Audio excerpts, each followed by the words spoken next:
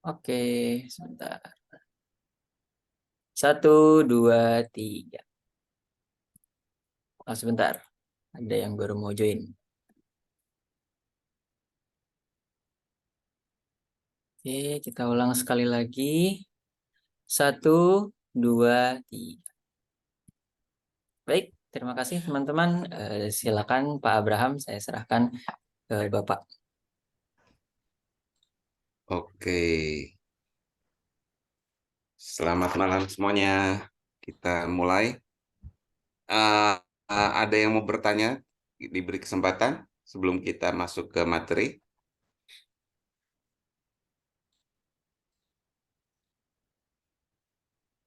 Mungkin ada yang coba. Tadi siang ada yang japri gitu ya. Tidak di grup. Tentang teknik bagaimana caranya menulis range tanggal gitu ya di RPA-nya. Nah, mungkin kalau teman-teman yang lain, apakah ada yang sudah coba dan ada kendala?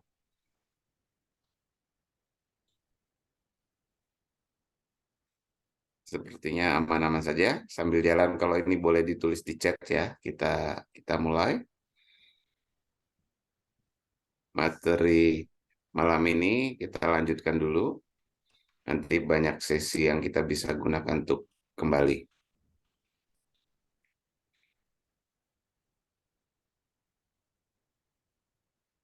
Oke.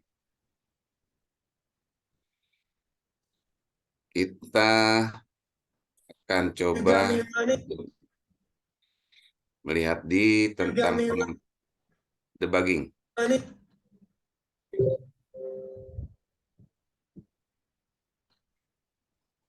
Ya. Jadi setelah kita bisa bikin otomasi, gitu ya, bikin workflow kita. Kemarin workflow kita ada 3 jenis yang kita bisa pakai.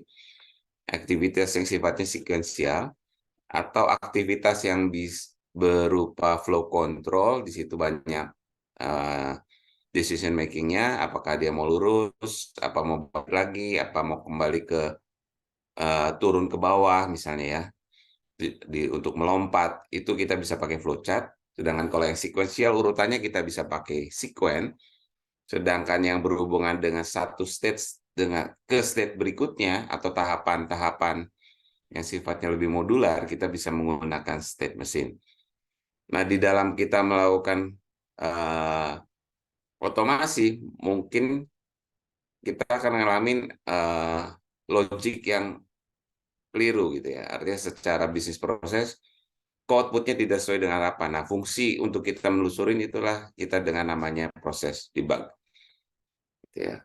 Jadi fungsi debug ini akan berguna untuk kita memverifikasi di setiap aktivitas inputnya benar atau salah gitu ya. Lalu outputnya sesuai dengan diharapkan atau tidak. Jika kalau saya inputnya A, harusnya outputnya adalah B gitu ya. Nah, itu kita bisa cek lewat proses debug gitu. Jadi kita bisa ngecek waktu dia baca file, setelah dibaca filenya seperti apa. Ya, lalu waktu iterasi dari setiap tahapnya, iterasinya hasilnya betul atau salah. Gitu kita bisa cek. Kalau ada masalah, maka kita bisa berhenti, kita break, kita lakukan koreksi, kita ulang lagi hingga prosesnya sesuai dengan harapan. Ini ada satu tools di Ribbon, yaitu namanya debug gitu ya. Kalau kemarin kan hanya run file. Nah, kita ada mode debug untuk kita bisa melakukan cek setiap step dari otomasi yang kita buat. Ya. Jadi ada satu tab di sini namanya di toolbar kita atau di ribbon bar kita ini, kita bisa disediakan fasilitas untuk debug. Kita bisa debug project, kita bisa debug satu file atau satu source XAML. Ya, kalau kita tadi debug project, maka dia akan mulai dari awal project itu jalan di main programnya. Ya. Nah, dari kita bisa perhatikan ada fungsi untuk kalau dia ini menuju ke workflow lain atau ke subproses lain, kita bisa step into. Atau kita bisa lewatin, artinya proses di dalam workflow lain itu kita skip, bukan di eksekusinya, tapi di skip proses debugnya, artinya dia bisa di step over, gitu ya. Nah, ada juga proses namanya step out. Kalau kita sudah terlanjur masuk, tapi ada 100 langkah, nah di langkah ke-10 kita rasa, oh sudah betul, kita bisa step out, keluar dari workflow tersebut tanpa harus menjalankan step by step-nya. Ya, ada proses juga retry di tahapan tertentu waktu kita debug kita bisa rubah nilainya lalu kita bisa paksa dia untuk retry. Ya, di sini ada fungsi untuk retry.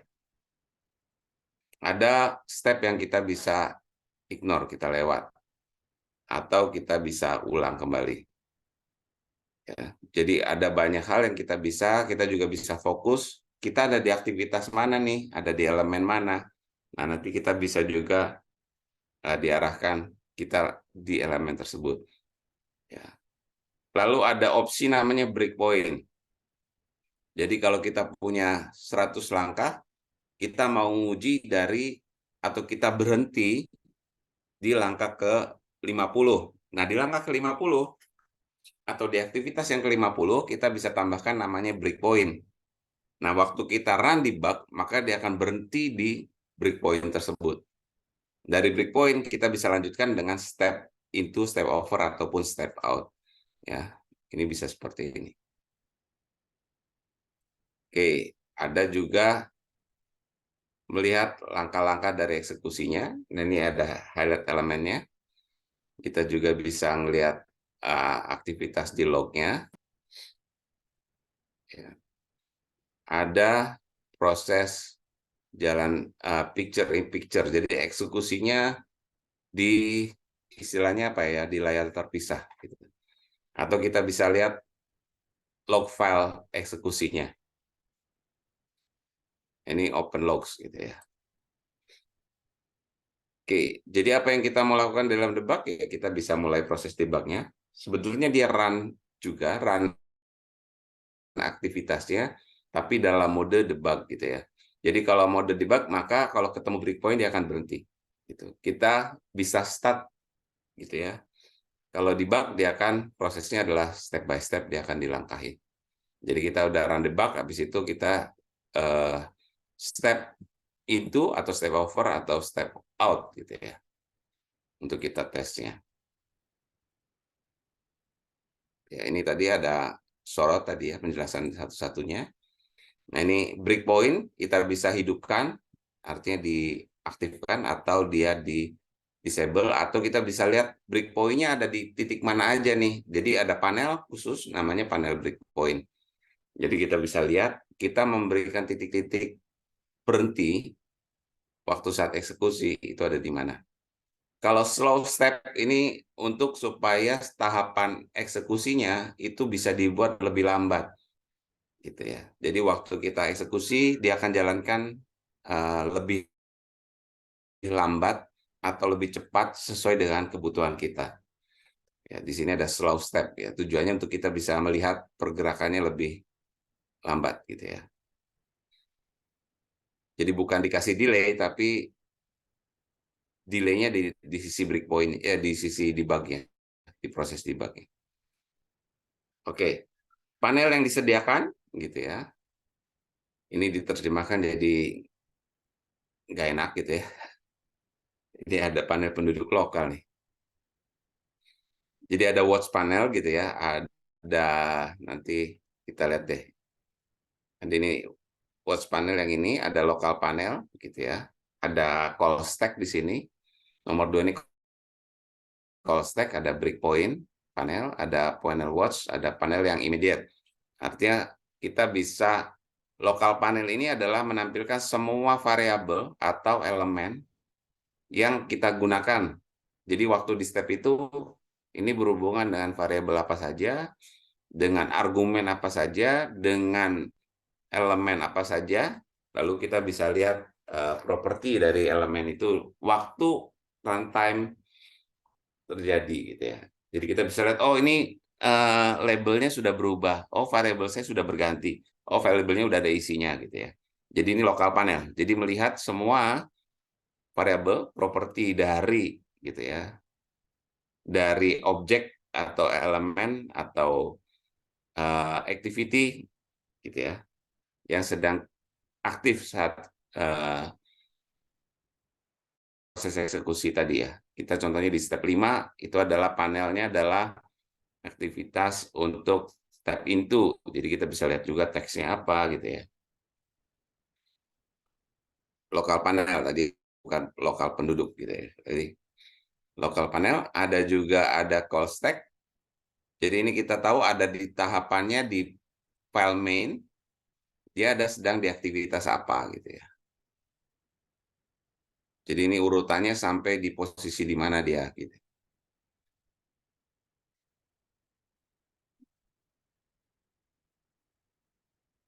Jadi call stack ini bicara melihat urutan aktivitas kita ada di posisi mana.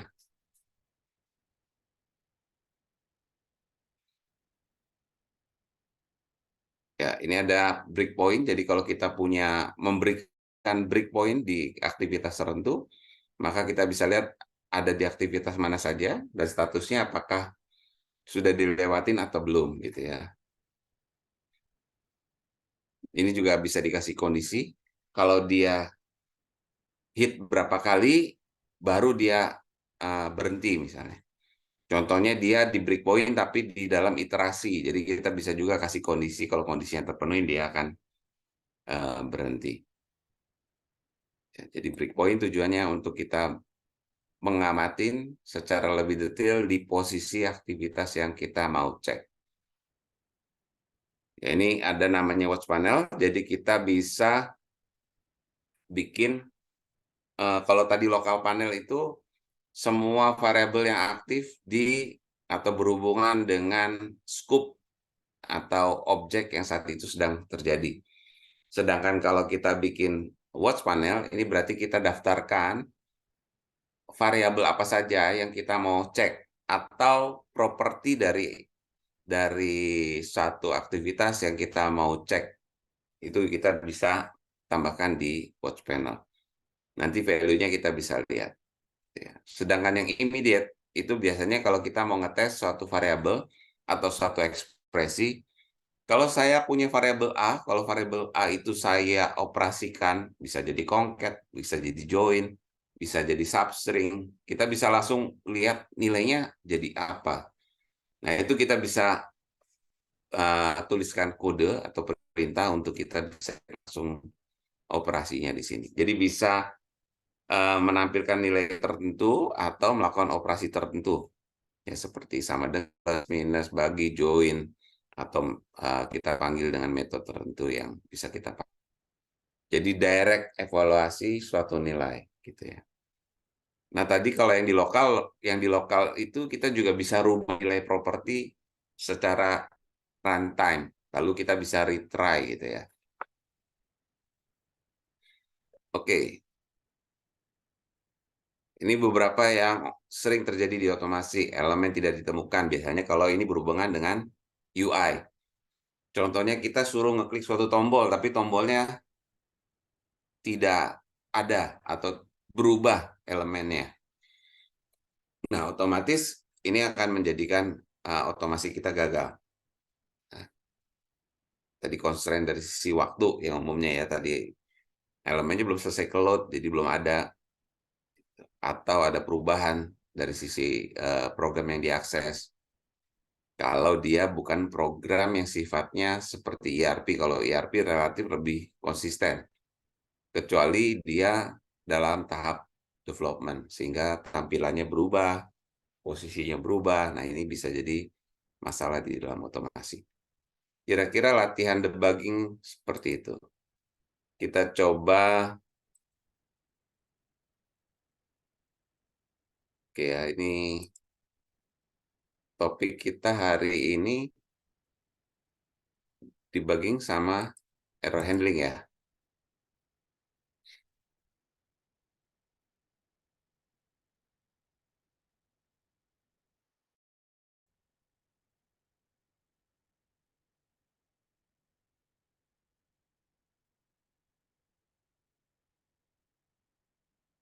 Oke, kita coba dulu.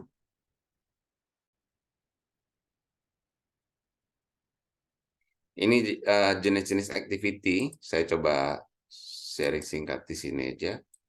Ini aktivitas yang ada di UiPath yang kita bisa pilih kalau memang modulnya belum ada.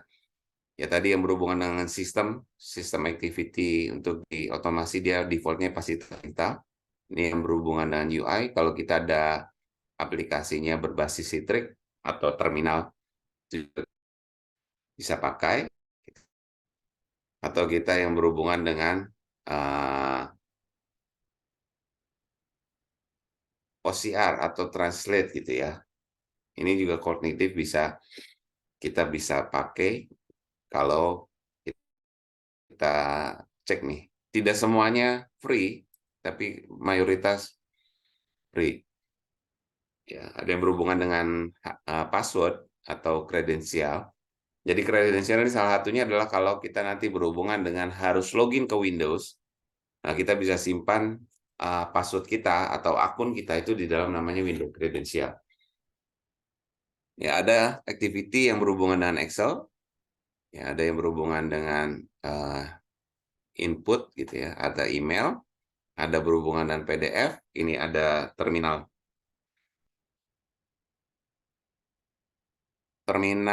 gitu ya.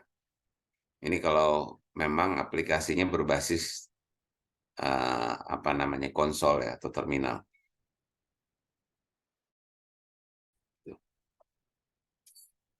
Lebih cenderung nanti dikombin dengan dicek apakah objeknya sudah ada image di situ, kita bisa screening lalu dia nanti akan dikombin dengan OCR.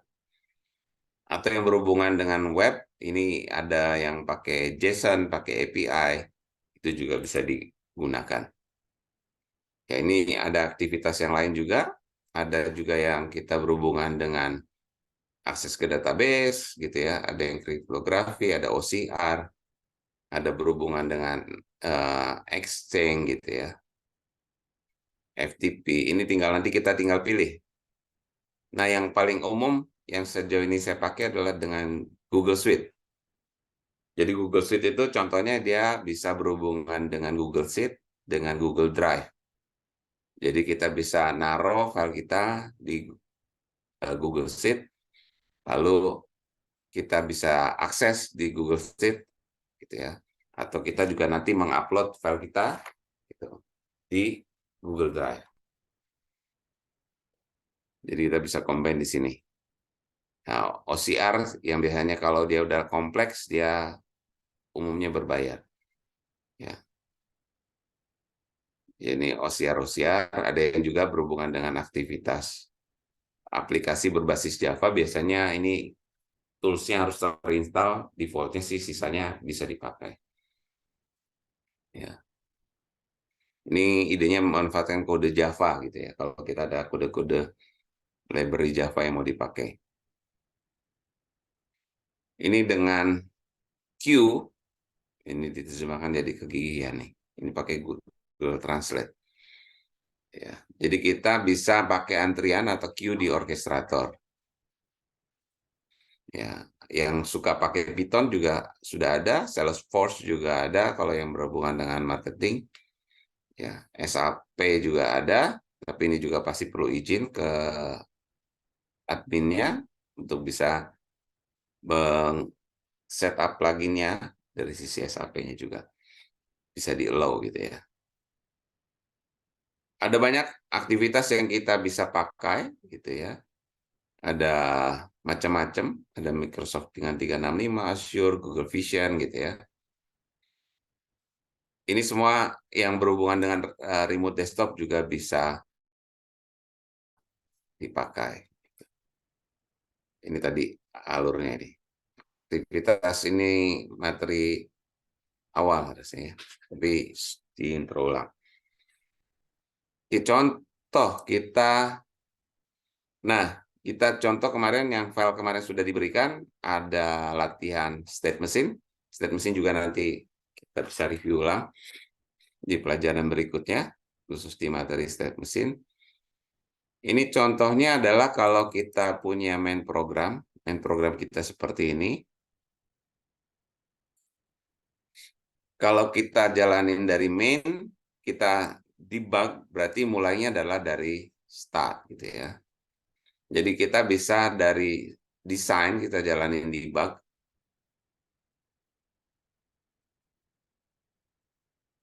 Defaultnya dia akan eksekusi satu-satu seperti biasa kita running, cuman lebih lambat gitu ya. Biasanya kan kalau dia dalam mode run file, dia close UiPath-nya, lalu akan dia panggil robotnya, lalu dia jalan. Nah, kalau kita dengan mode ini sebetulnya dia jalankan filenya tetap normal, gitu ya. Seperti tadi, dan contoh di debug, ini ada slow step, ini ada pilihan waktunya, seberapa kita mau dia lebih slow. Jadi kalau tadi file, debug gitu ya, kita debug, suruh dia debug, dia akan eksekusi satu persatu.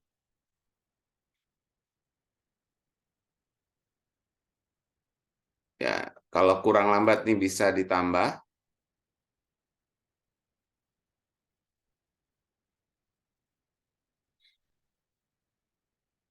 Ya, ini bisa dilihat di output panel kita. Waktu dia ada dialog juga dia akan berhenti. Ya, kalau kita jawab yes, dia akan kemana? Misalnya kan ya, kembali ke main. Dia akan lanjutkan ada di state yang di mana. Nah, defaultnya ini ada panel namanya lokal. Ya, ada watch, ada immediate. Gitu.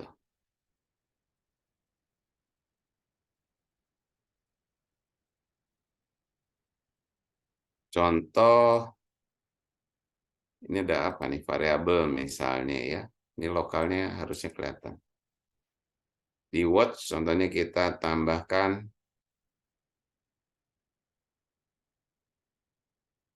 bentar, ini kita mode break.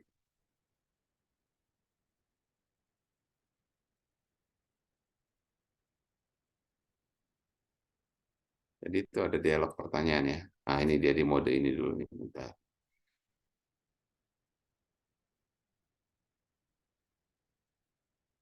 Ya, jadi kalau dia di dalam mode tadi running pertanyaan tadi, dia tidak dalam mode break atau step, dia nggak bisa dilihat di lokal panelnya. Tapi kalau kita di lokal panel, kita bisa lihat. Ya. Contoh tadi dictionary, kita juga bisa lihat gitu ya. Isinya dictionary-nya apa? Nah ini, dictionary-nya isinya ini. Jadi kita bisa juga lihat elemen dictionary-nya. Ini isinya 4 gitu ya. Di dalamnya adalah isinya. Jadi kita bisa tadi property red line gitu. Itu kita juga bisa dilihat input dialog juga tadi activity ini isinya apa gitu ya. Jadi yang ada di scope yang berlangsung kita bisa lihat.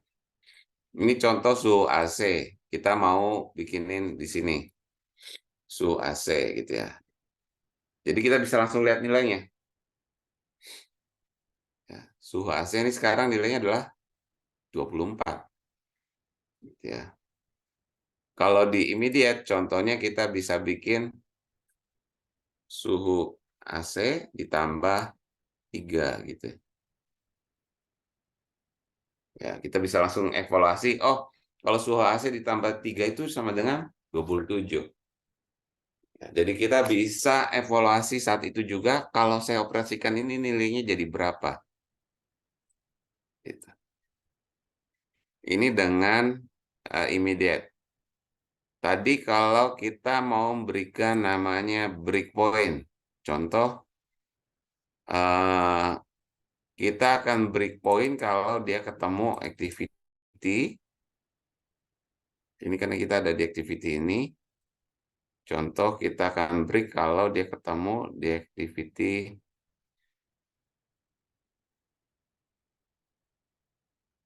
ini ya. Ini di sini kita bisa tambahkan activity namanya Di activity ini kita tambahkan namanya breakpoint. Nah, kita akan bisa melihat ada breakpoint apa saja. Nah, ini activity-nya adalah assign. Jadi, sesuai dengan standarnya sangat bagus kalau kita memberi label activity kita lebih readable. Jadi kalau hanya ditulis assign, ini akan membingungkan. Ini akan banyak assign, activity assign yang kita gunakan, maka akan bingung, ini assign yang mana ya? Gitu, assign apa ya? Jadi bagusnya kita memberikan keterangan lebih detail terhadap activity ini. Jadi di properti, jangan lupa di bagian display name, kita bisa rename, kita assign suhu AC, misalnya seperti itu. Jadi kita bisa, atau bahkan, atau set gitu ya, suhu AC, atau increase 1 gitu ya, suhu AC. Gitu. Nah ini kita bisa lebih readable. Oke, kalau kita mau lanjut satu step, kita bisa step into. Tadi kita akan lanjutin di tahap dia tadi terakhir berhenti. Kita lanjut lagi step into misalnya. Dia akan ada di mana nih sekarang tahapannya.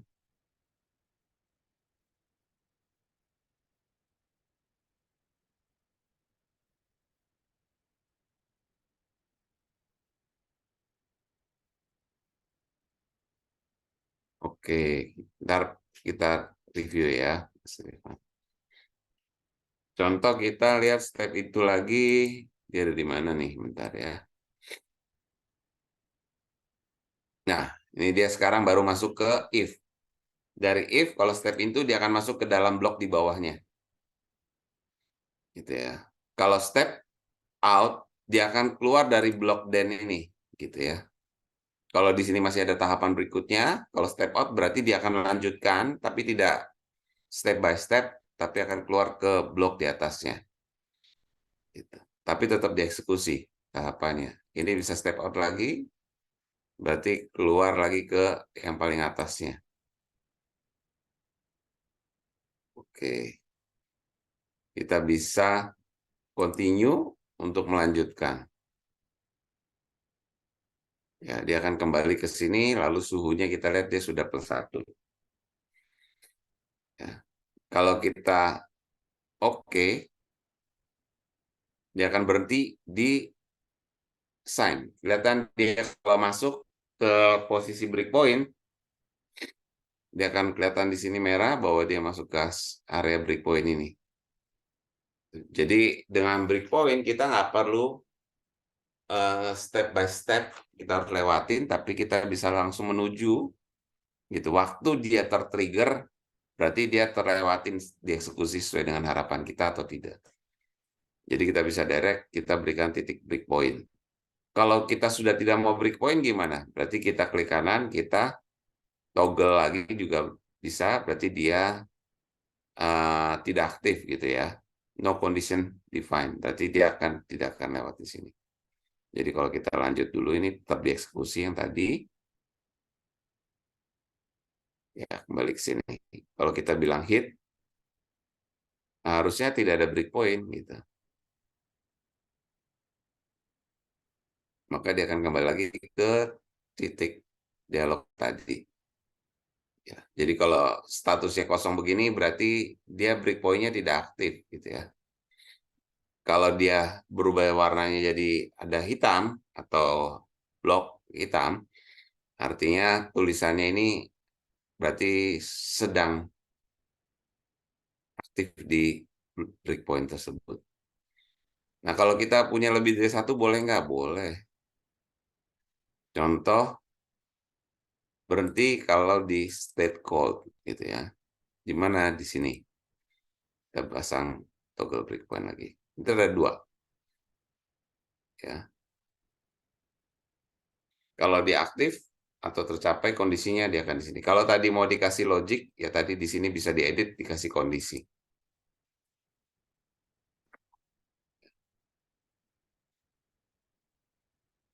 Termasuk variabel tadi, semua variabel juga kalau suhunya sekian, dia masuk ke breakpoint itu gitu ya misalnya. Atau suhunya mencapai titik tertentu, Nah, ini kita bisa kasih kondisi.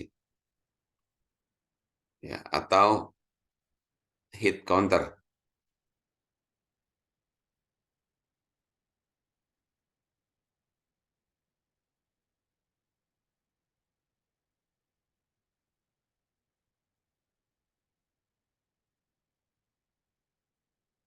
Kalau dia tercapai, mau di lock nggak gitu ya. Kalau breakpointnya terhit, dia kasih di lock. Kalau kita mau lihat file log activity-nya, kita bisa buka juga. Nah, ini file eksekusi log yang dilakukan sama UiPath. Jadi setiap kali dia mengeksekusi, dia akan bikin log yang kita juga nanti bisa lihat. Oke, kalau kita mau keluar dari brief, kita bisa stop untuk berhenti dari proses tadi. Ya, kira-kira itu dengan debug gitu ya. Nah, kelebihan kita punya subrutin atau organisasi kemarin kita bagi menjadi beberapa modul. Kalau kita mau mengevaluasi modul tertentu, kita bisa masuk ke contohnya di sini di bagian workflow-nya. Mungkin yang teman-teman sudah download latihan kemarin bisa coba dijalankan. Kalau dijalankan berhasil apa tidak gitu ya.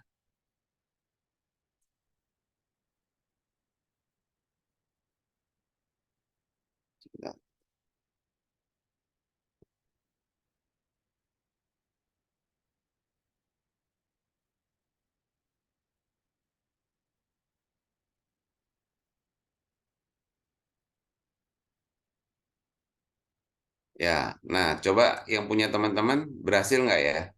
Kalau kita debug khusus file yang ini saja. Ini salah dia kembali ke main ini. Harusnya saya mau debug yang bagian init workflow saja. File ini saja. Ya. Jadi kalau debug ini debug seluruhan. Kita uh, debug file saja. Jadi yang kita debug hanya bagian init workflow saja. Kalau tadi debug, dia debug seluruh aplikasi.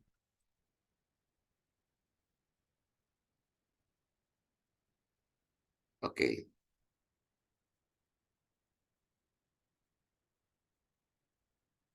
Silakan dicoba apakah ada error atau tidak gitu.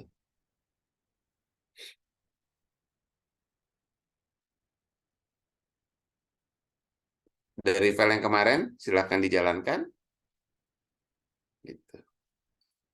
Apakah teman-teman berhasil menjalankannya atau tidak? Ada yang sudah mencoba?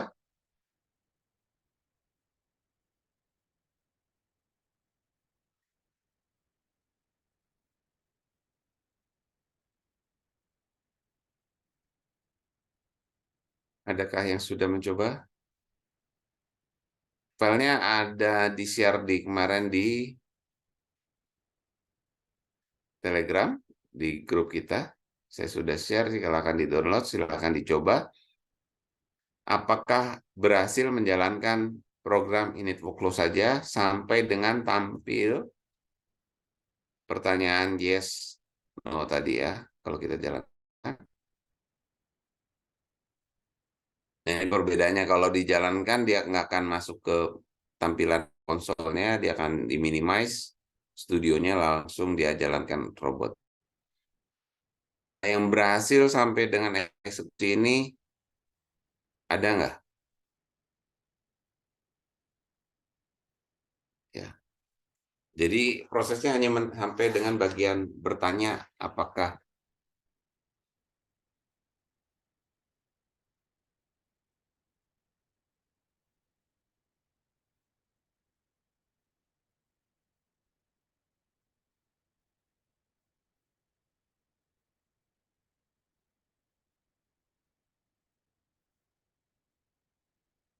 halo. Ini kita sekarang belajar untuk kalau ada error, kita bisa cek errornya kenapa, lalu kita perbaiki.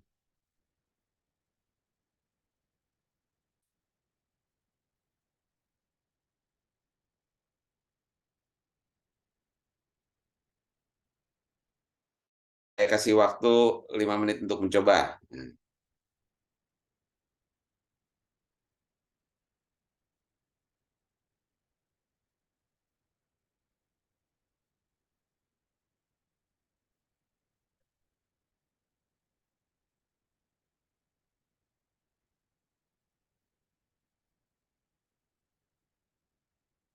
Kalau tidak dicoba, tidak tahu nih.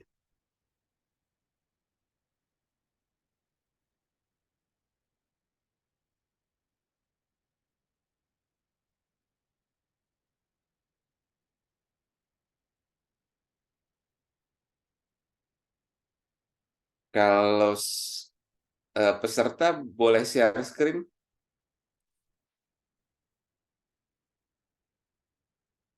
Boleh, Pak.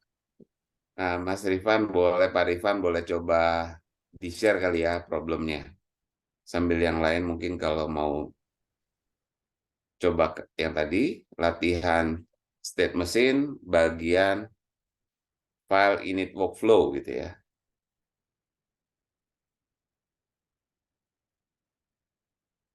Case-nya Pak Rifan boleh dicoba di-share.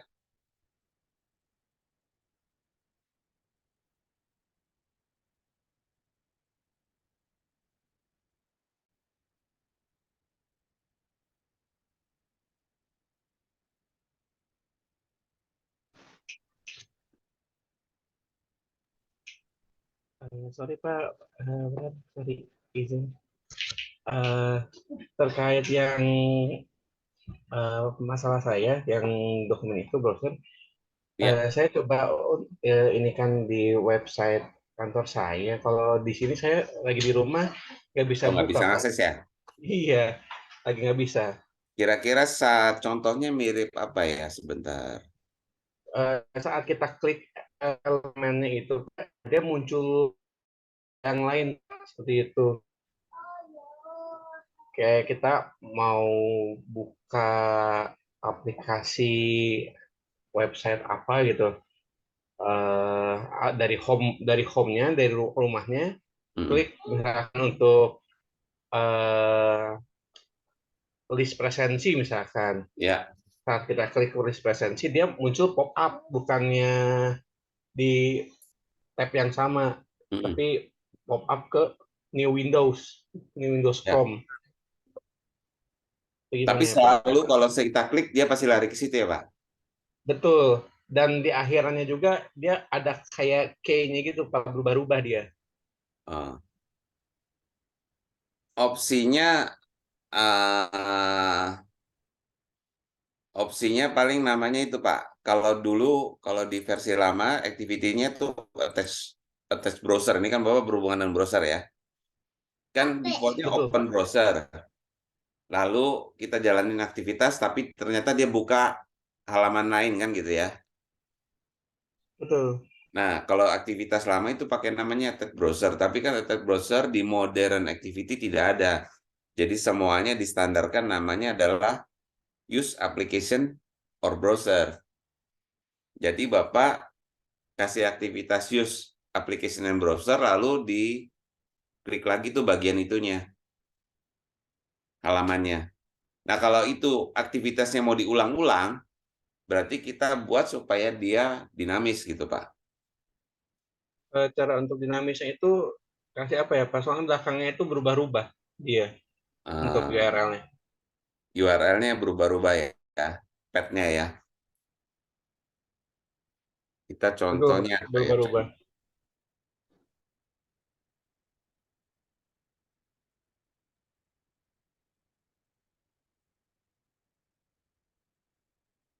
Sambil tunggu yang kalau tadi case-nya butuh ini, mungkin bisa coba yang tadi dulu, Pak.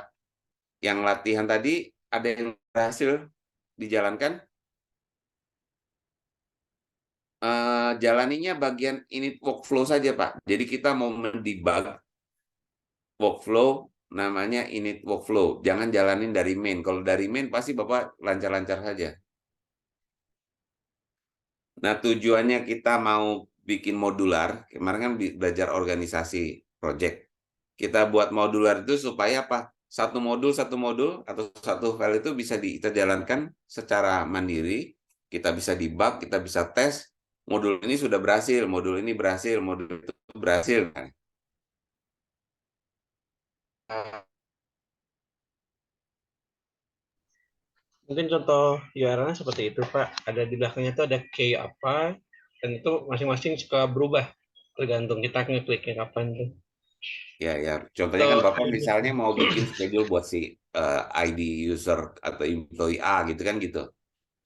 Begitu dia klik pakai ID-nya pasti ID itu kan gitu. Begitu employee-nya kita ganti, otomatis tampilannya berbeda gitu ya Pak ID-nya ya.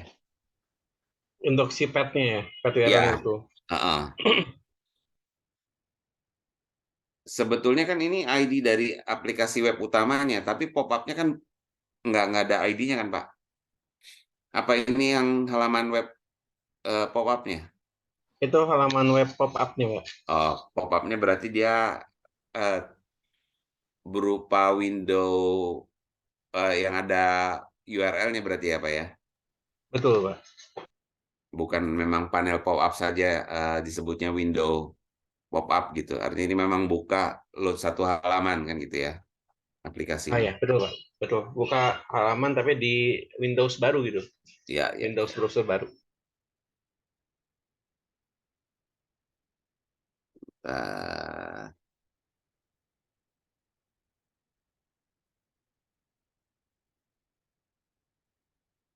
yang web umum apa ya?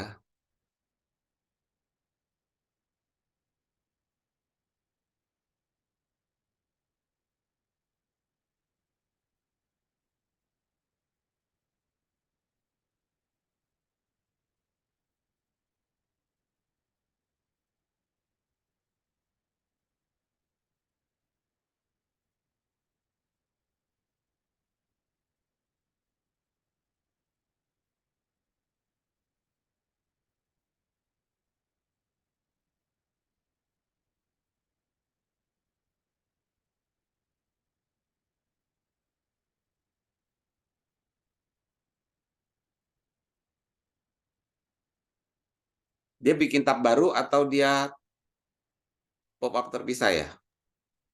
Dia pop-up-nya new Windows, Pak. New New Windows ya. browser, Jadi bukan bukan tab. bukan tab baru ya, tapi new. Betul.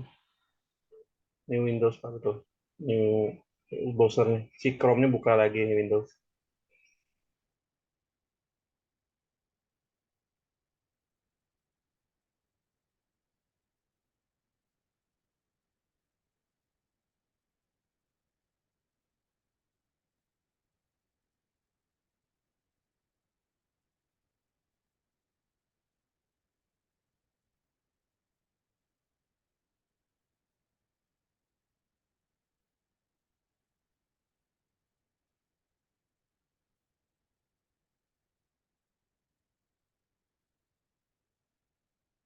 Yang tadi yang coba init workflow sudah ada yang berhasil coba?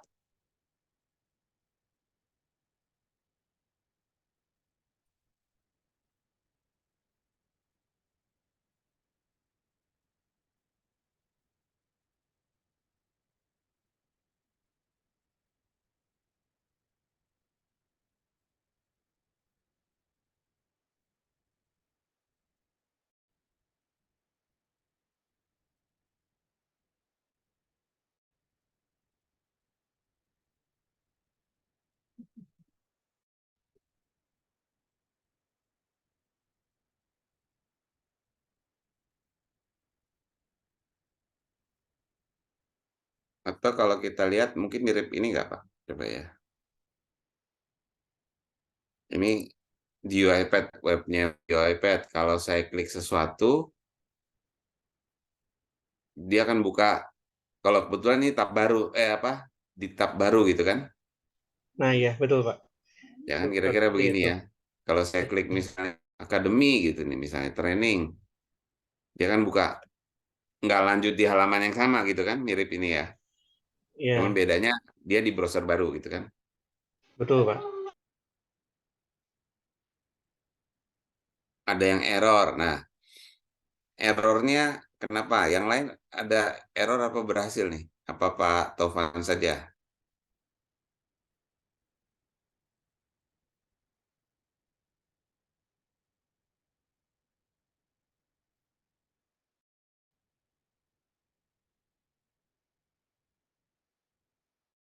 gini kita browser ya Pak.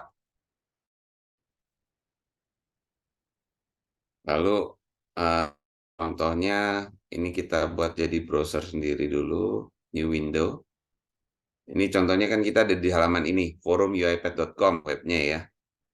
Dia suruh indicate.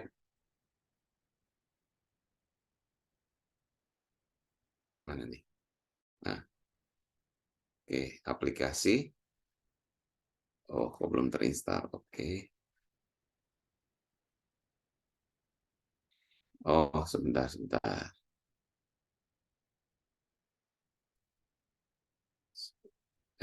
Ketutup semua. Nah,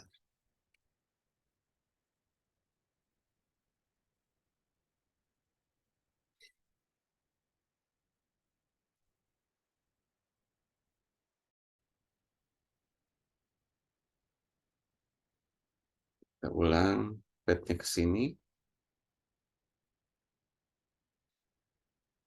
Kebetulan browser tadi ada dialog untuk nanya saya mau pakai profil yang mana gitu kan gitu ya. Dia nggak mau. Ya. Dari browser ini lalu kita aktivitiesnya adalah klik.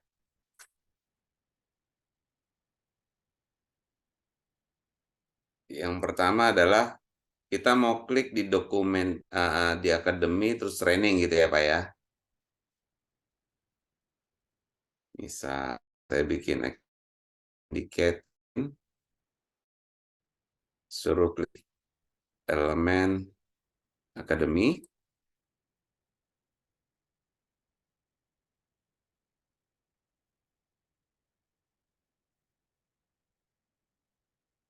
Oke, kita tes validity-nya.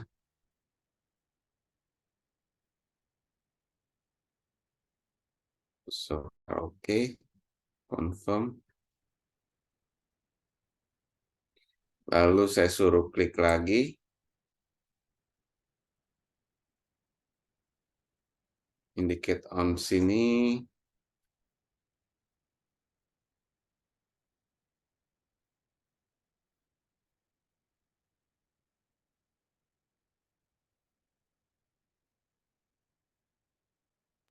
F2 dulu nggak ya, Pak? Bentar, ya harusnya di F2 dulu. Oke, udah muncul.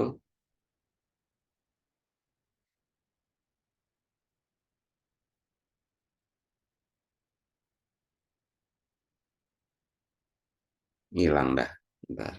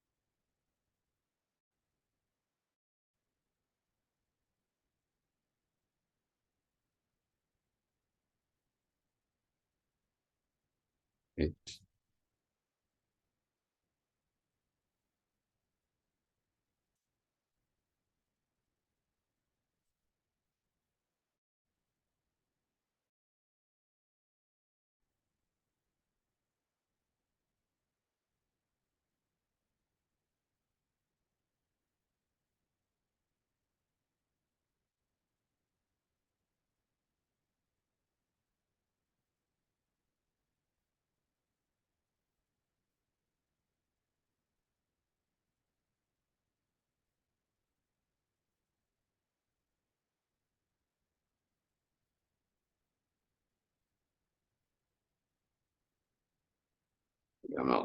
Bentar ya, cancel. Yang pilihan hover itu ya, Pak ya? Hmm?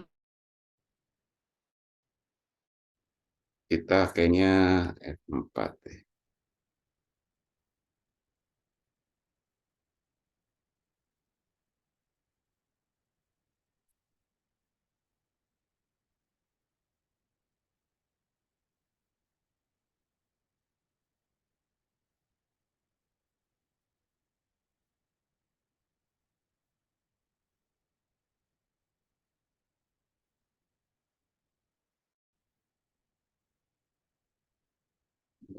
Ini tombolnya.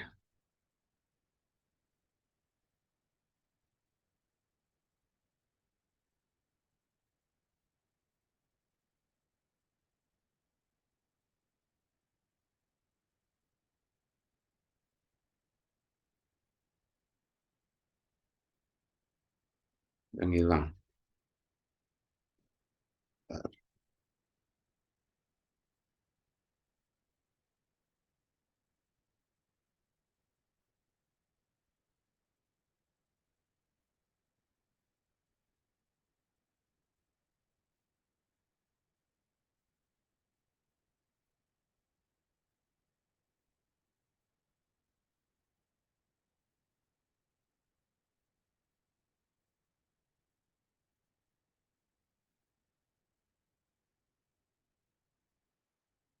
Hmm,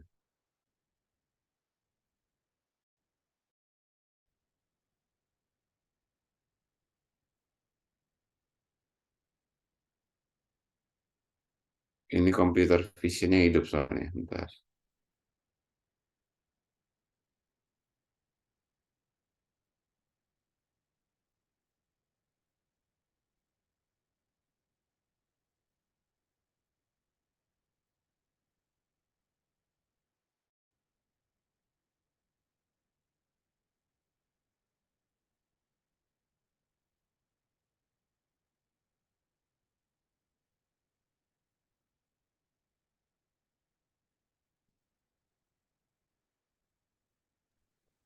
Pak Abraham, sorry, Yes, mungkin pakai F6 kali ya Pak untuk munculin hover.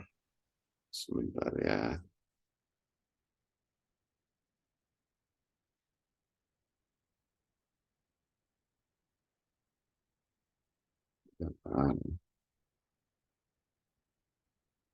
Oh iya, iya, betul.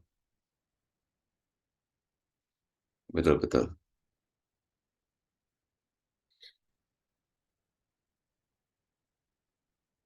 Iya, ini over selection.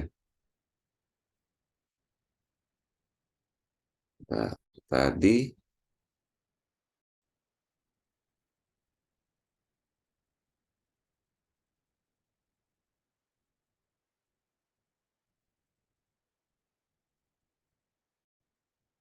coba kita coba ya jalankan.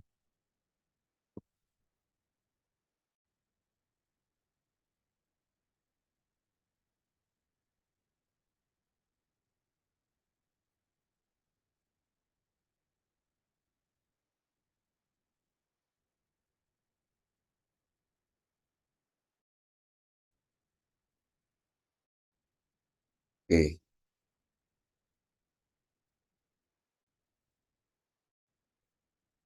kita mengambil tadinya mau type itu atau mau itu ambil get text aja ya. Mungkin Ya, coba Pak. kita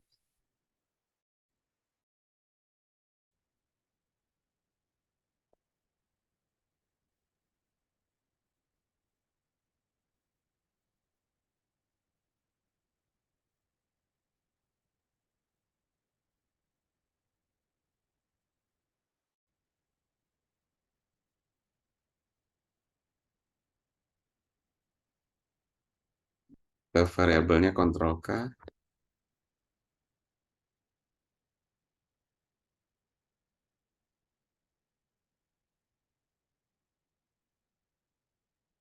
set title, dia variabelnya string,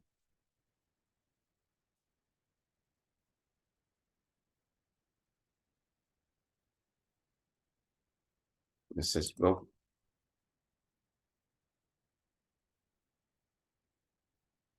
tadi namanya text.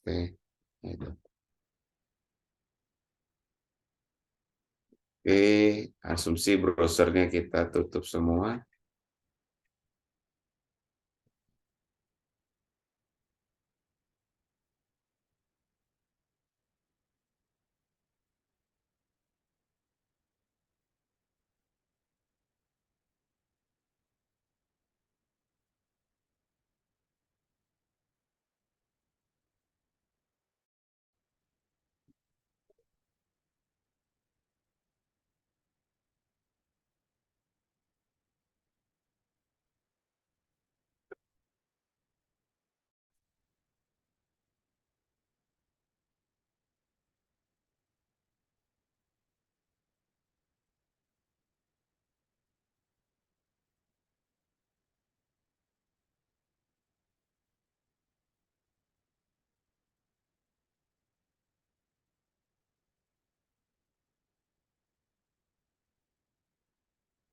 Hmm,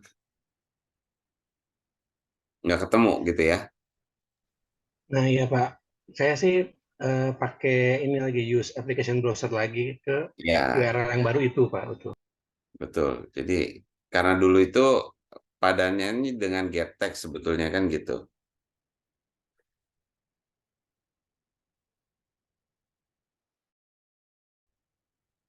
Tapi kita bisa ambil seperti ini.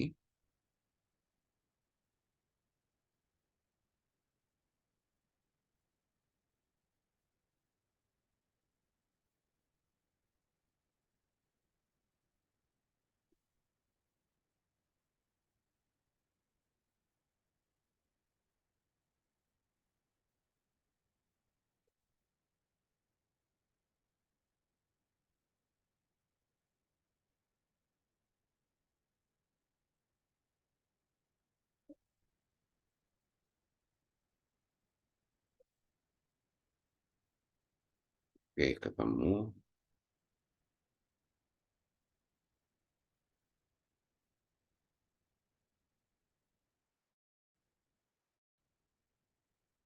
Coba tutup.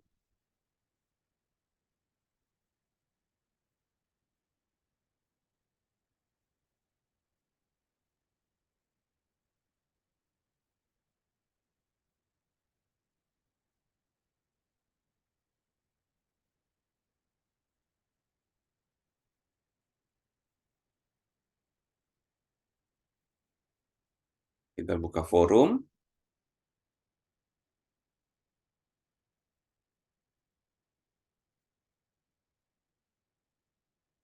Klik ada ini training.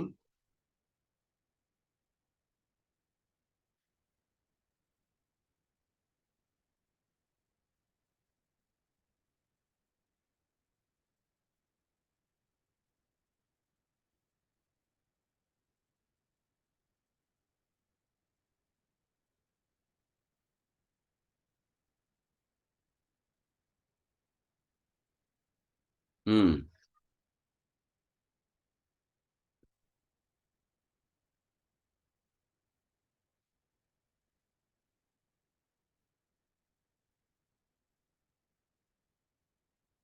similar match found. Apa aplikasi Anchor Pak? Bisa jadi.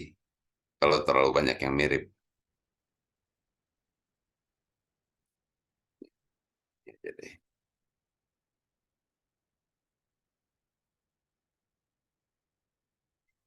Coba kita ulang.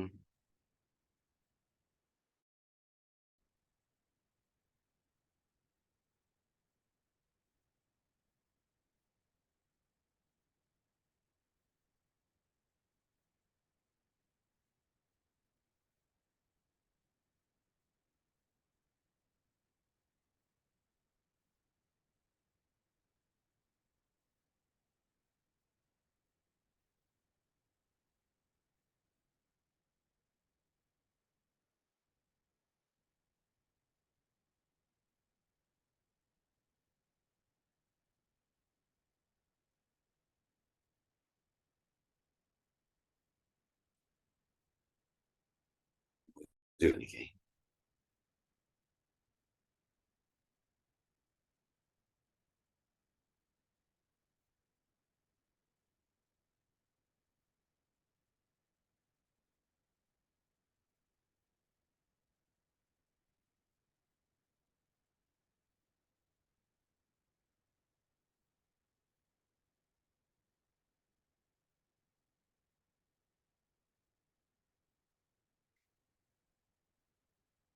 Not ambiguous Atau exception. mungkin boleh coba diklik aja Pak. Kalau get text kayaknya elemennya kebanyakan Kenapa, kenapa? simbolnya. Apa dicobanya dengan klik aja Pak, jangan get Oh, text. oke. Iya, ya lebih. Tapi Pak, gini Pak, ini kan kita academy.uipath.com ya, itu kan Hmm. nggak berubah-ubah nih belakangnya. Nah, kalau misalkan Nah, yang seperti kayak saya tadi, kalau yang belakang-belakang yang berubah itu, ya kalinya seperti apa ya Pak? sebetulnya nanti di Setiap sini klik ada dia namanya, uh, ada namanya target selector sebetulnya kan gitu. Ya. Nah, ini ada selektor nih. Ini kan sebetulnya dia baca misalnya yang title-nya ini gitu kan. Jadi kalau dia judulnya bisa beda-beda, berarti kita bisa ganti tuh nanti. Ini ada URL-nya misalnya path-nya berubah. Jadi kita mesti lihat nanti elemennya dia. Jadi kalau kita lihat di sini,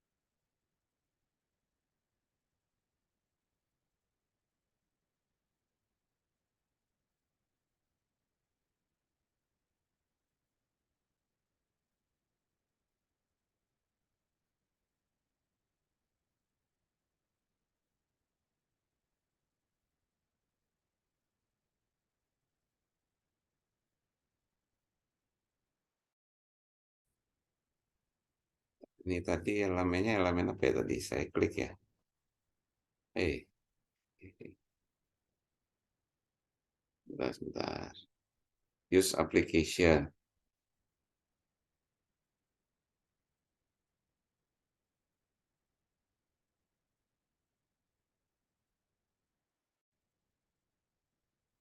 Misalnya tadi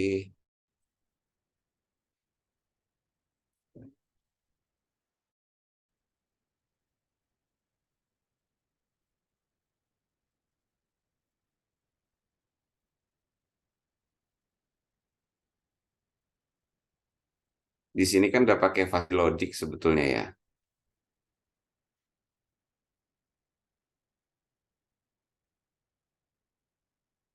Oh, karena dia elemennya terlalu ini.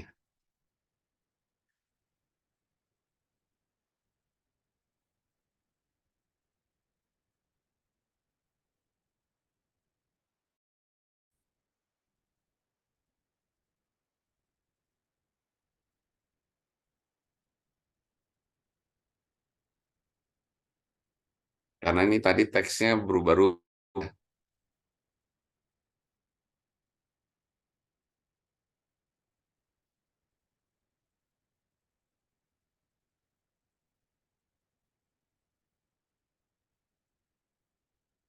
Jadi hover.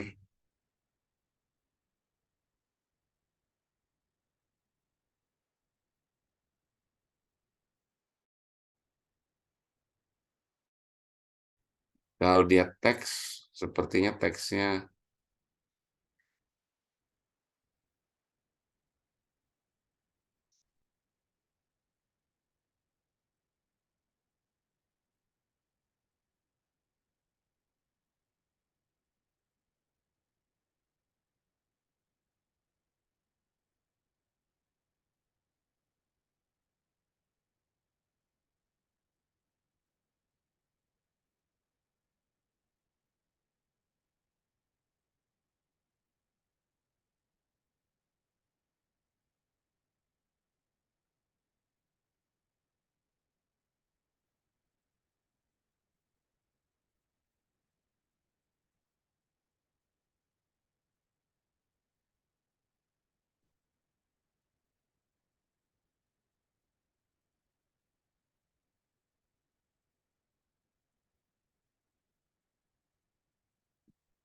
nah ini targetnya terlalu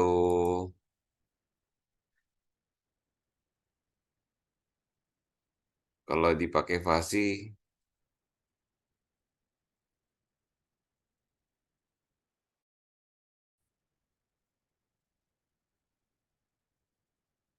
sepertinya nanti idenya gini-gini. Sebentar ya, agak. Contoh yang paling gampang kalau tadi URL-nya ini nggak ada yang ada path sih ya. Contoh kalau dia title-nya ini kita mau depannya mungkin bisa berubah-ubah, tapi kita mau belakangnya dia tetap UI path, kita bisa rubah pakai bintang untuk mewakilin title-nya waktu dia berubah. Gitu. Oh, berarti kalau misalkan belakang yang berubah bisa pakai bintang juga ya? Ya, Oh, Pak misalnya Abraham. tadi kalau depannya mau ada yang berubah gitu, nanti kita bisa dimodifikasi ininya, di selektornya.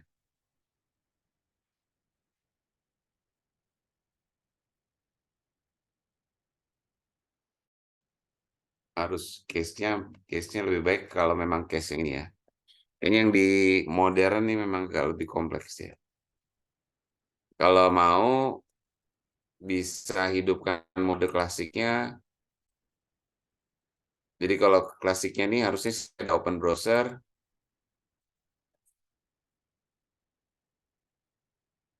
Gitu ya. Ada open browser, ada nantinya attach browser gitu ya. Ini kelihatannya ngambilnya lebih gampang gitu. Tapi kalau pakai ini dengan yang modern nih computer vision-nya hidup gitu. Dia tergantung dia pemahaman dia membaca semua elemen di webnya. Gitu. Nah kalau kita tadi bisa tes browser tadi kita bisa dia masuk ke halaman yang berikutnya atau halaman lain. Kita misalnya pada waktu pindah title-nya apa gitu kan gitu. Lalu ada elemen-elemen yang kita mau buat generik misalnya apapun masih bisa diterima misalnya. Atau kita isikan dengan variabel. Contohnya tadi waktu dia buka variabelnya kan berubah. Bisa nggak kita dapat ID-nya, key-nya tadi misalnya. Kita bisa dapat, nah itu kita bisa teruskan ke elemen tadi juga. Jadi nanti spesifik dia pastikan kalau dia buka lagi banyak window dia akan cari yang elemennya sesuai. Nah nanti kita bisa coba exercise ini ya. Kalau Pak Rifan lagi test case di aplikasinya ya. Oke, baik Ya, Pak. itu bisa Terima nih kasih Pak. banyak ya Ya, Pak Abraham. ini bisa nih. Kalau URL-nya bisa diambil, bisa dilihat, kita bisa ini.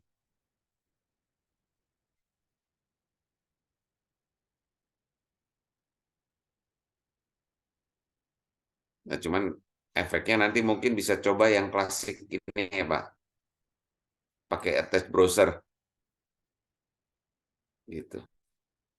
Jadi dia memang hanya ngambil screenshot elemen-elemen yang ada di browser itu, lalu kita bisa baca apakah klik get text atau input text dan segala macam sesuai dengan browser yang lagi kita mau tuju. Gitu. Catat Ini Pak harus Abraham. dua dan Terima kasih Pak. ya, Nanti besok saya coba. ya. Nah untuk yang tadi sebetulnya tadi program saya ini kalau saya jalankan defaultnya error. Sebetulnya dia mungkin errornya seperti ini.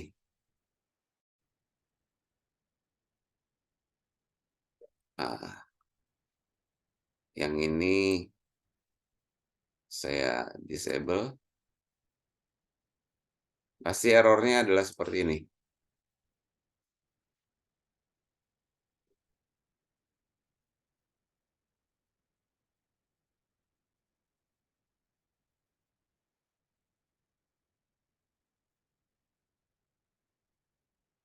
Di error gitu ya. Karena objeknya belum ada.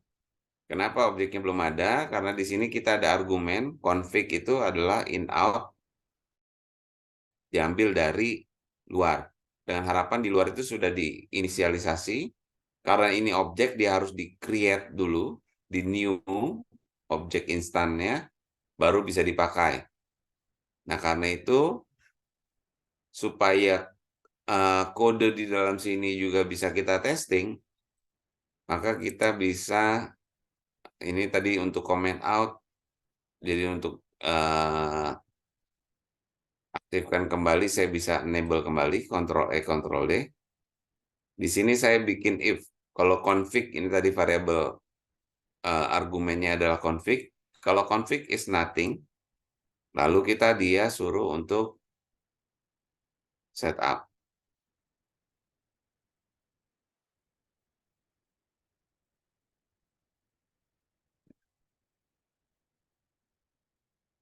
Kalau config-nya nothing, lalu suruh kerjakan sesuatu di sini. Ini kok suka hilang sendiri ya? Ini tadi ada activity-nya nih. Nah, harusnya tadi activity-nya adalah sign. Ini untuk memperbaikinya, saya tambahkan assign. Lalu saya bikin di config. Variabel config saya inisialisasi dengan perintah new dictionary dalam kurung of string, string. Jadi kalau variabel ini belum diinisialisasi, maka akan diinisialisasi di proses ini.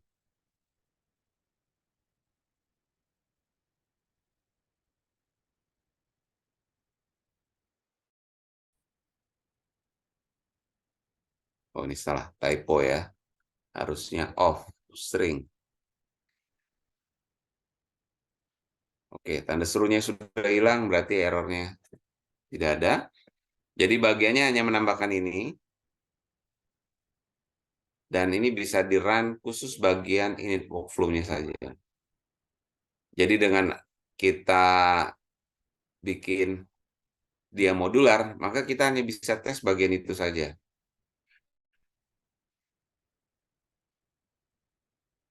Ya, muncul seperti ini, kita jawab yes, berarti berhasil. Kalau kita mau debug bagian ini saja juga boleh, kita debug file.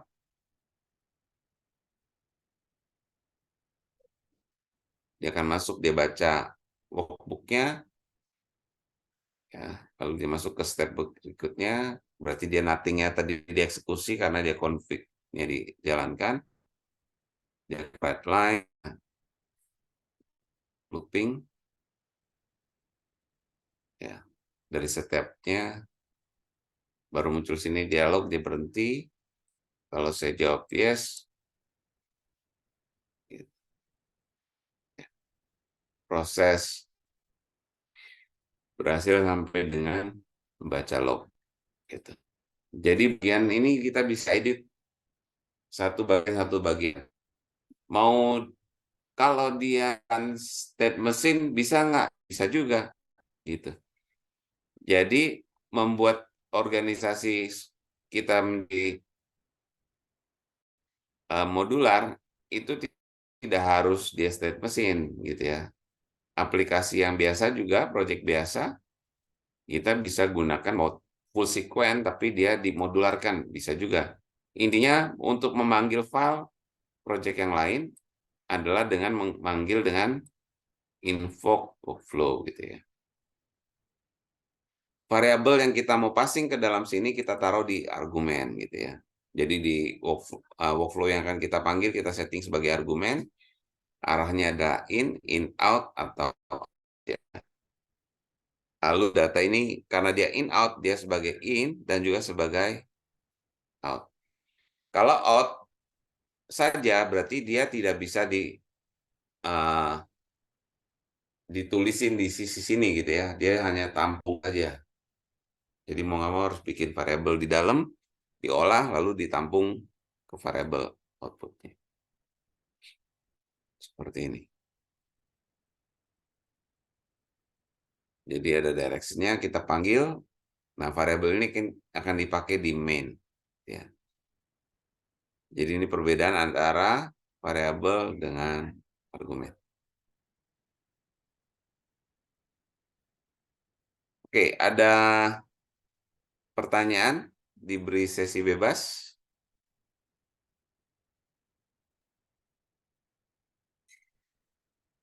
salah satu error handling misalnya ya, kalau programnya kita run,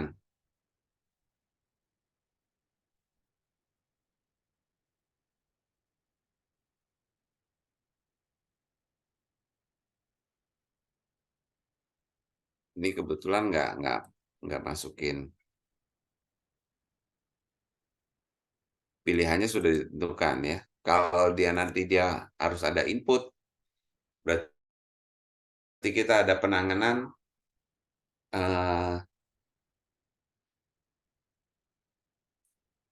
kebetulan dia filenya adalah file config-nya yang salah misalnya.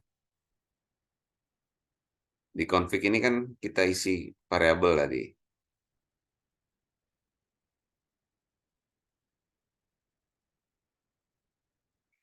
Di file config-nya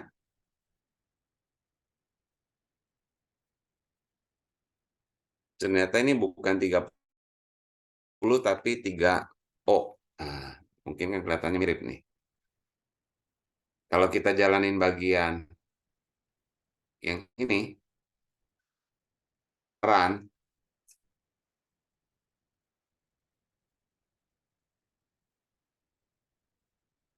oh sorry, kalau pakai yang workbook, Excel-nya wajib ditutup. Ya, jadi kalau tadi pakai workbook tidak perlu ada Excel terinstall di komputer itu, dia tetap bisa baca range-nya. Sampai sini baik-baik saja. Ya, secara config file ini aman, tapi kalau kita jalankan programnya,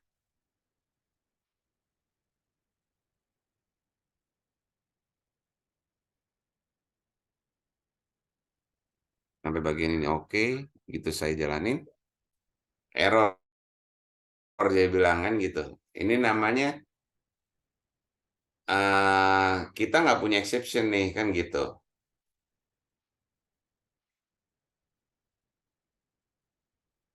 Artinya kita harusnya membuat, karena tadi tetap dibacanya adalah di suhu di sini,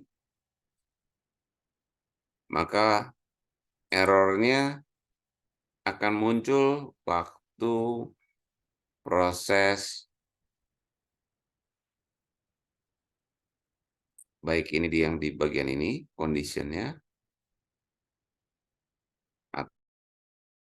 atau di bagian tadi minimumnya. Kalau kita mau supaya lebih mudah, bisa jadi kita buat dia sebagai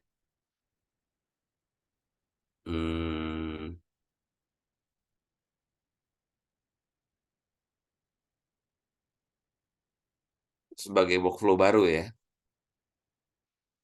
Gimana kita mau handling gitu ya prosesnya.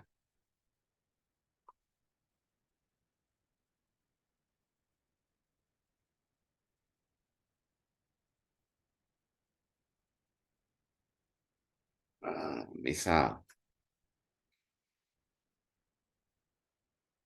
errornya adalah di konversi ini. Kita menangani konversi.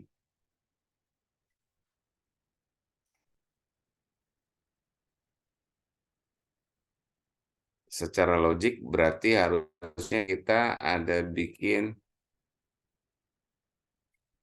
di sini adalah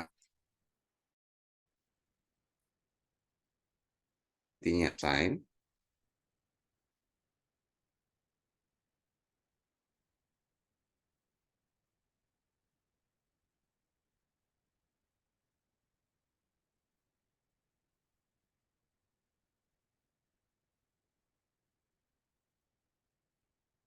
Ini kita bikin variabel khusus di bagian ini saja, di segmen ini, max itu suhu. Ya.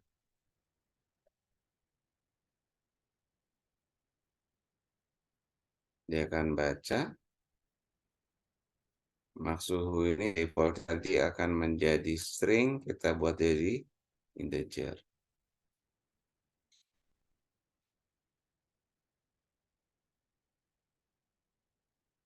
Tanda serunya nggak hilang-hilang. Nah,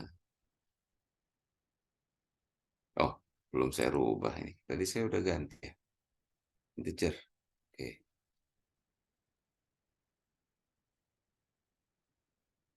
Harus di tab.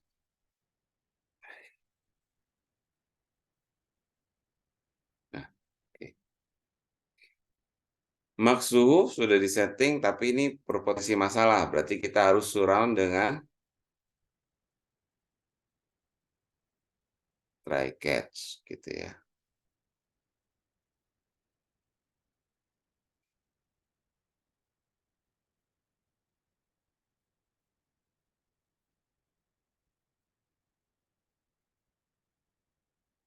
Di sini kita bisa bikin kalau ketangkap exception,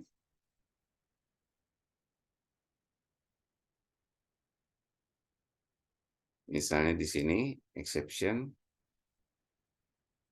kalau ketangkap exception, activity-nya ngapain?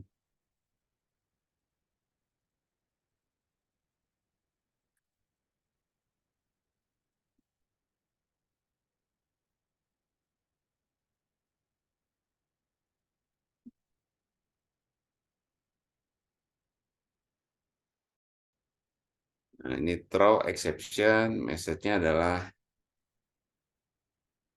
gagal konversi.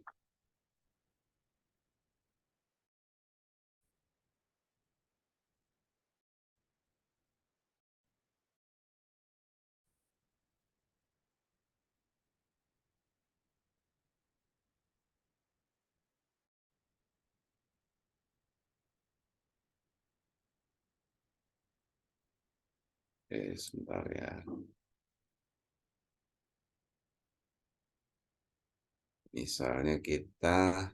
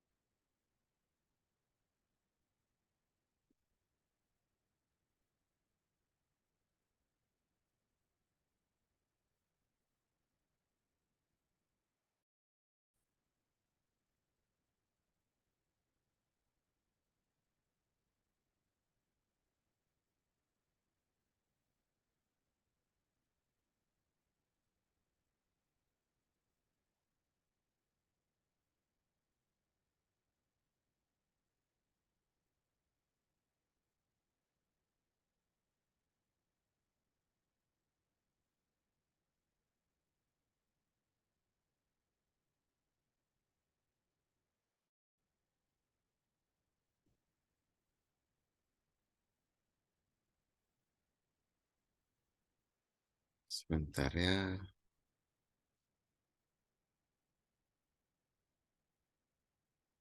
Throw exception.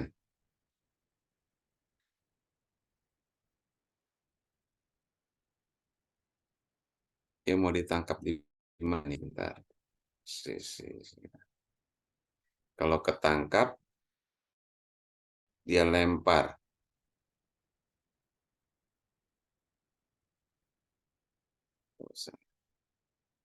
Kalau mau dilempar, berarti harus atasnya lagi. Kita kasih ini dulu deh.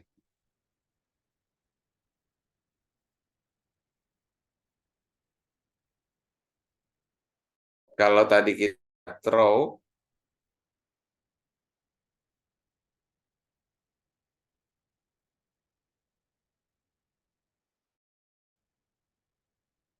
dan tidak ditangkap di sini, dia akan, ya, ini bagusnya kita pindahkan, kalau di dalam package-nya,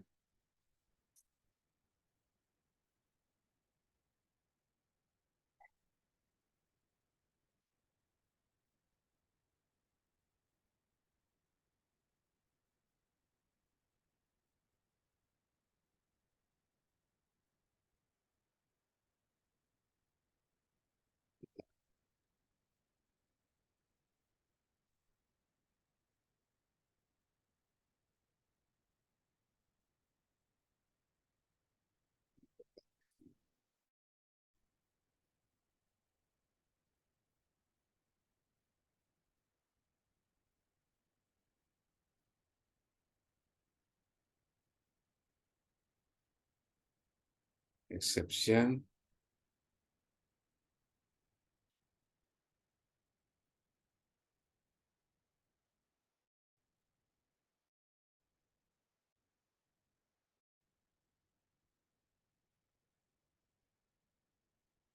Config error.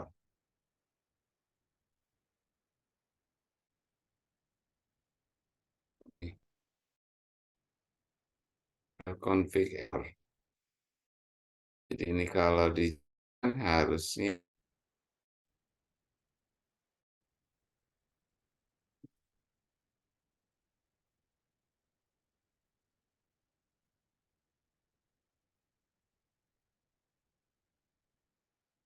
kalau ini di catch gitu ya.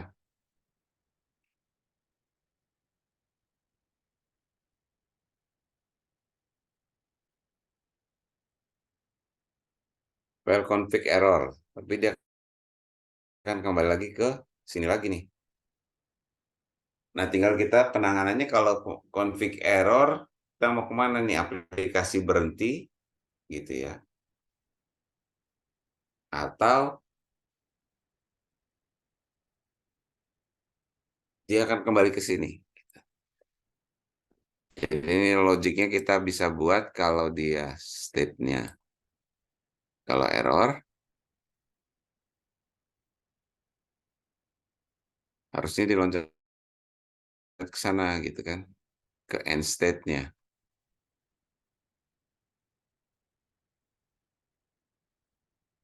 Kalau error, dia akan kembali ke state sana.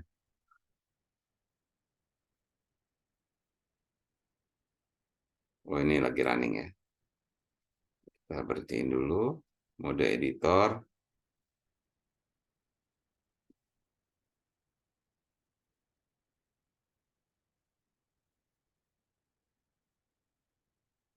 Ini.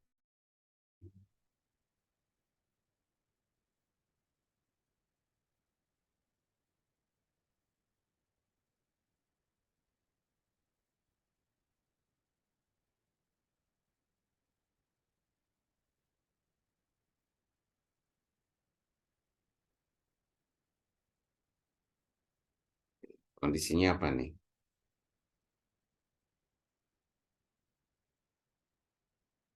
Hmm. Hmm. Hmm.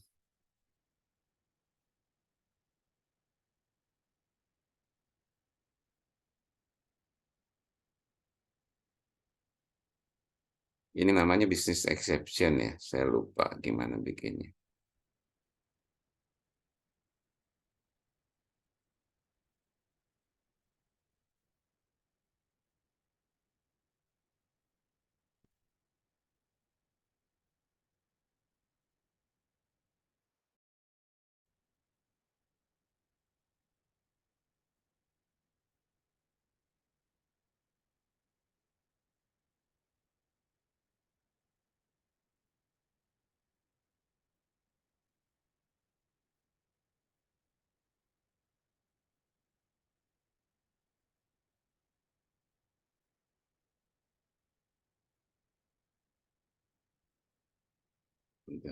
Ada yang bertanya?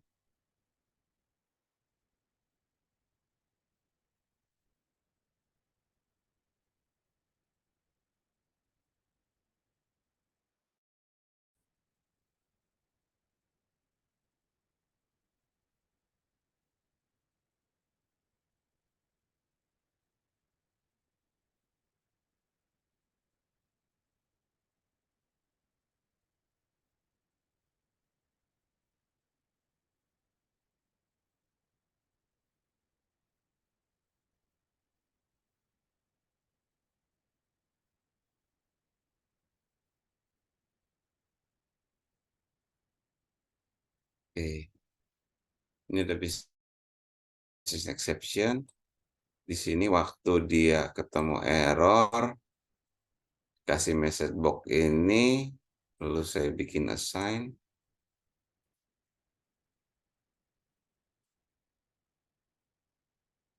Business exception sama dengan new exception. Ini string, misalnya adalah file config error.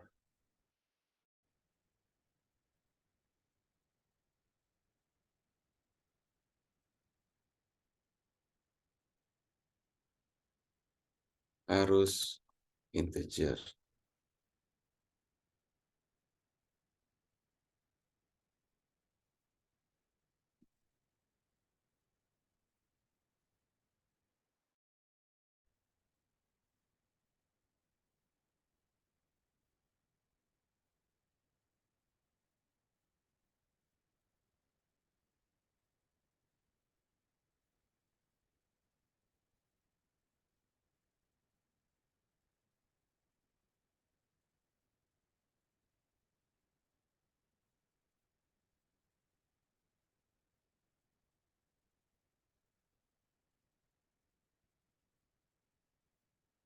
Dulu bisnis exception-nya kembali lagi ke string.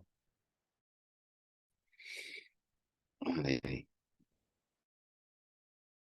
Bisnis exception-nya kita set.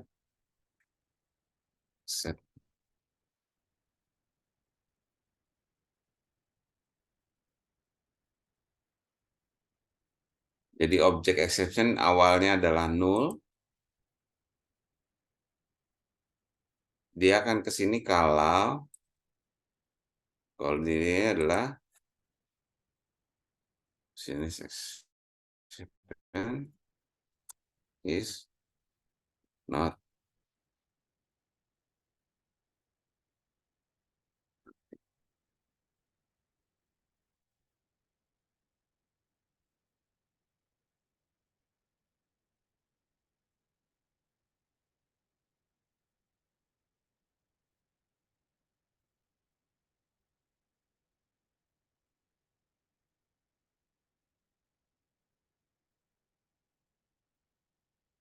okay.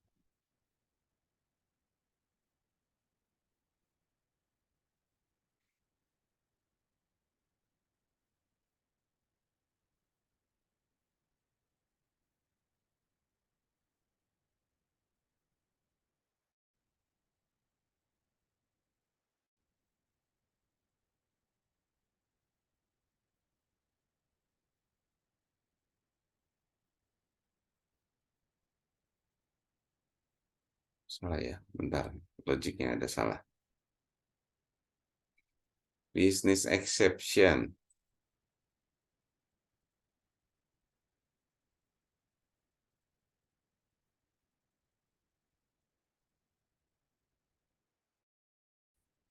Business exception, kalau saya set exception,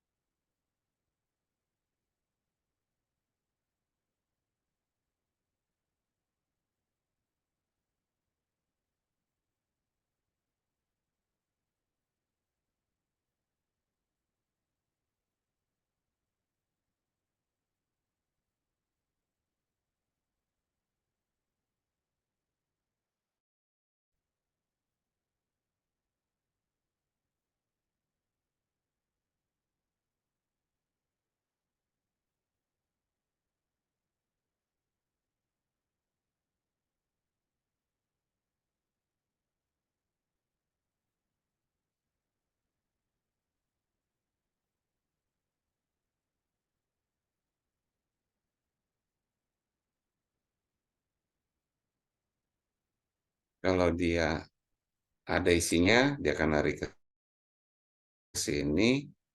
Berarti kalau kondisi yang satunya ini, kalau dia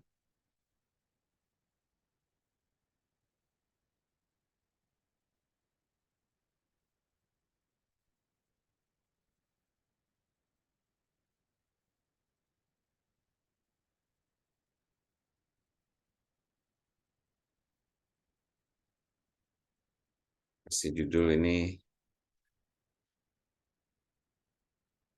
error.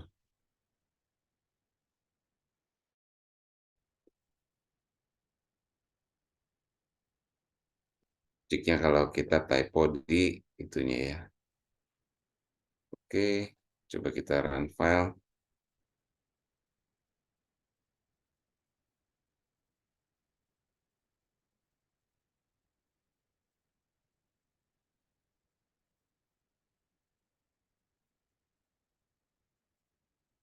Kalau kita mau pakai throw itu kalau kita pakai workflow, lalu errornya itu kita mau lempar ke workflow yang manggilnya, gitu ya. Yes, di sini masih belum error. Tapi waktu kita pilih hit error, dia akan workflow file config error. Nah, dia langsung keluar. Ya, terima kasih sudah menggunakan gitu. Atau di sini juga kasih finalnya. Kalau di sini kasih if nih, if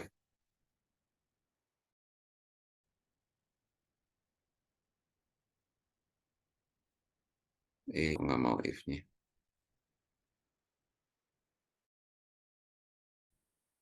Oke, ini kasih cek.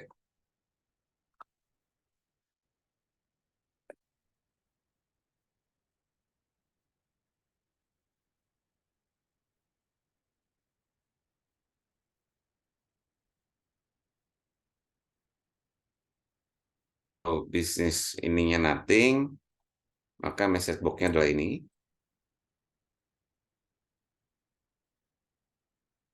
Ya, tadi kalau tidak, maka message box-nya kita buat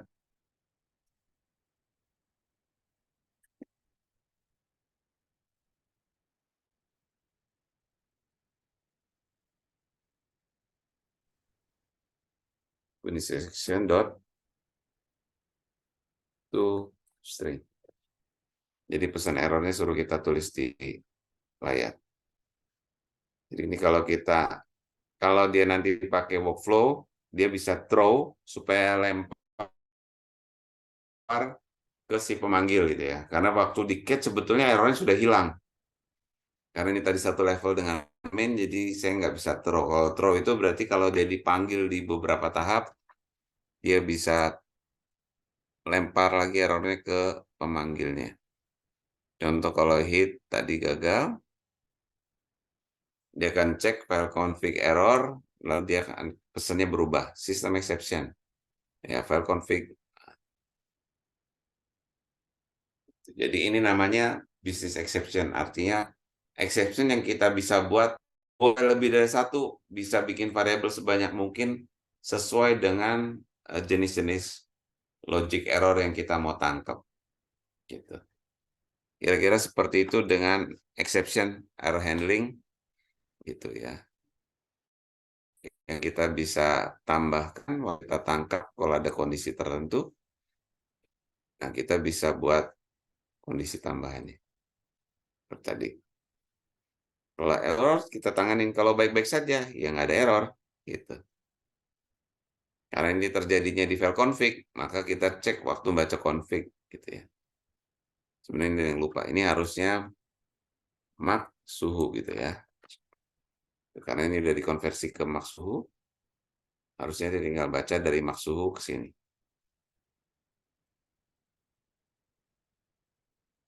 Ya,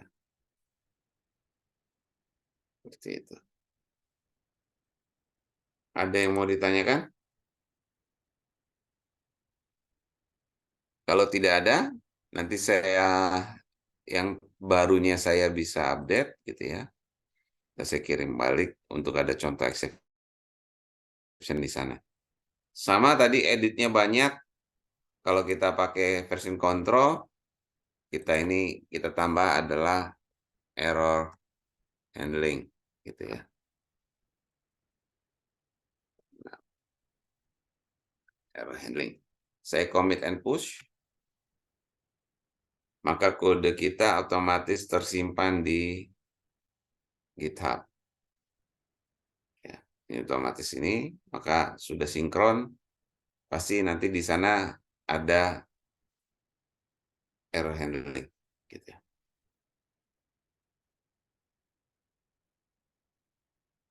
Ada yang mau ditanyakan? Kalau tidak ada, saya kembalikan ke monitor.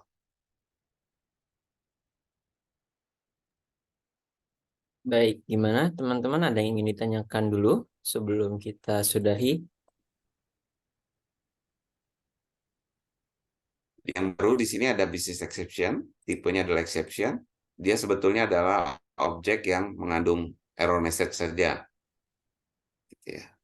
Karena dia objek, maka dia bisa dibandingkan dengan nothing. Gitu. Is nothing. Cuma tadi nggak bisa tulis is not nothing. Tapi kalau mau not, berarti not-nya di depan. Not, objeknya is nothing. Dia bisa diberi default sebagai objek nothing ya. Empty, kosong.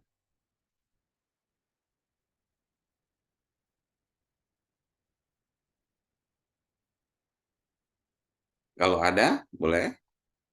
Kalau mau bertanya di Telegram juga boleh. Ini sepertinya memang sudah pada liburan, gitu ya. Long weekend. Harpitnas, Pak. Iya, Harpitnas nih. Ya, gimana teman-teman? Ada yang ingin ditanyakan dulu? Sepertinya tidak ada ya, Pak ya. Ya, prinsipnya tolong kalau tidak dilatih, tidak dicoba, maka tidak tahu kendalanya apa. Gitu. Jadi kalau kita belajar RPA tanpa nyoba, nah pasti nanti hanya istilahnya apa ya, ngawang-ngawang gitu ya. Hanya sulit kan kalau kondisinya tadi, misalnya seperti tadi, oh kalau saya klik-klik gimana solusinya misalnya. Case-nya yang kalau tadi contohnya Pak Rifan ya kita harus coba di target di situ ya, di settingan elemennya kita bisa atur selektornya, kita buat dia lebih fleksibel gitu untuk ngikutin klik yang kita lakukan.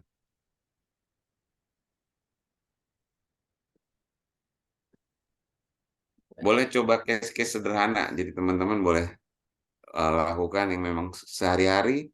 Mungkin Pak ada pekerjaan tapi volumenya nggak terlalu banyak, datanya nggak banyak, boleh diotomasi.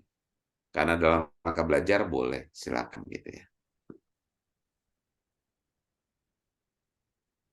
Sepertinya tidak ada.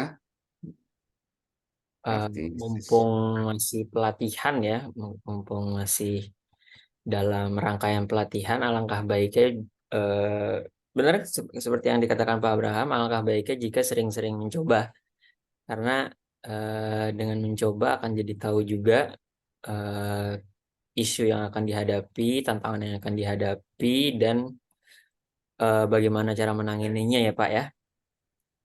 ya,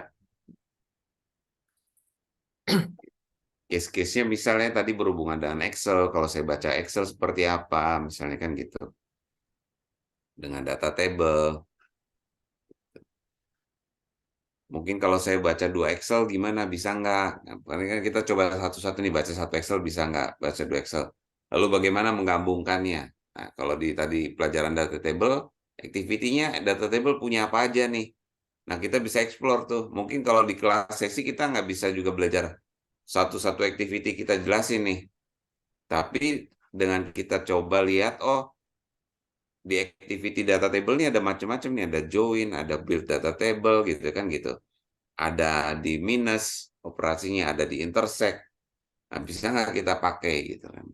Nah, nanti dari situ kita akan makin paham kapan kita pakai activity yang mana gitu untuk menyelesaikan masalah kita yang mana. Kalau nggak pernah nyoba, nah itu sulit gitu nantinya.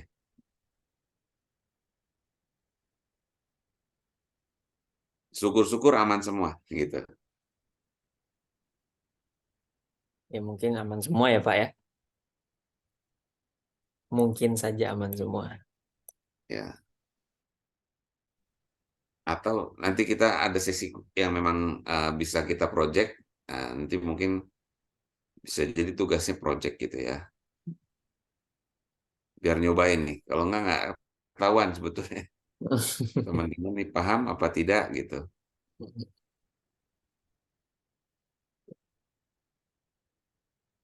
Sepertinya tidak ada. Mungkin kita close buat malam hari ini. Baik, kalau begitu mungkin kita close saja ya Pak ya. Ya, Oke, terima kasih teman-teman sudah menghadiri live session ke-6. Jangan lupa besok kita langsung sambung live session ke-7 ya. Pada jam 9 pagi. Hari Sabtu besok ya. jam 9 pagi kita langsung sambung live session ke-7. Oke, Besok tentang orkestrator. Ya. orkestrator, betul. Materinya adalah orkestrator. Oke, mungkin sebelum kita akhiri, boleh on cam dulu untuk dokumentasi.